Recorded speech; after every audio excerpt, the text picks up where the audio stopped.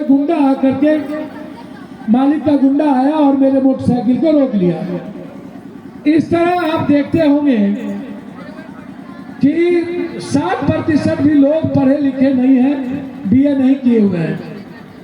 लगभग 82% लोगों को 1 बीघा से नीचे जमीन है, 6,000 रुपया 4,000 रुपया इनकम है।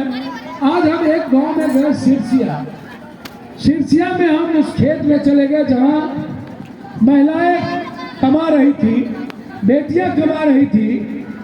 वो राजमा का खेती हो रहा था, वहाँ के मुखिया जी की खेती थी और भी किसान के थे।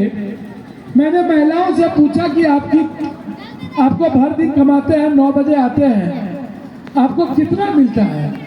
उन्होंने कहा कि सूखा सूखी हमको मात्र 80 रुपया मिलता है। हमने कहा आप कैसे जीवन जीते हैं? आप 1 मिनट मैं तब दीजिएगा, जो करिएगा, हमारी बात थोड़ी हो जाए, फिर आपको जो करना हो करिए।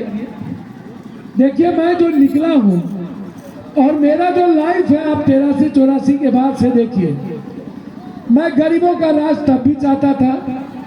मैं गरीबी और गरीब सबसे मुझे दिल में चुभती है, मुझे नफरत होता है ये दो शब्द। ये जो मैं पूछता हूँ, मैंने आज कई लोगों से पूछा कि भाई ये गरीबी क्यों है?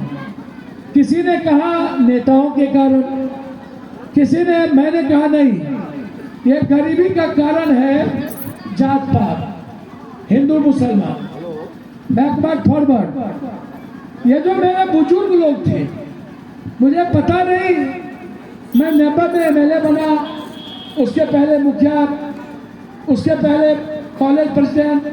मतलब है कि एक सीरीज में मैं लगातार काम करता रहा इस देश में। जब भी इस देश में कोई क्राइसिस हुई, संकट आया, जब भी किसी भी समाज पर कोई बोझ पड़ी, देश के विभिन्न हिस्सों में बिहारी को पीटा गया, गुजरात हो, मणिपुर हो, इम्फाल हो, बम्बई हो, महाराष्ट्र हो, हर जगह जाके पप्पू यादव उस क्राइसिस को भरे। जब भी कोई घटना घटी, उत्तराखंड में भूकंप आया, वहां भी गए, भुज में भूकंप आया, वहां भी गए, उत्तराखंड में बाढ़ आया, उड़ीसा में आया, वहां भी गए। लेकिन जब मैं बिहार आता हूँ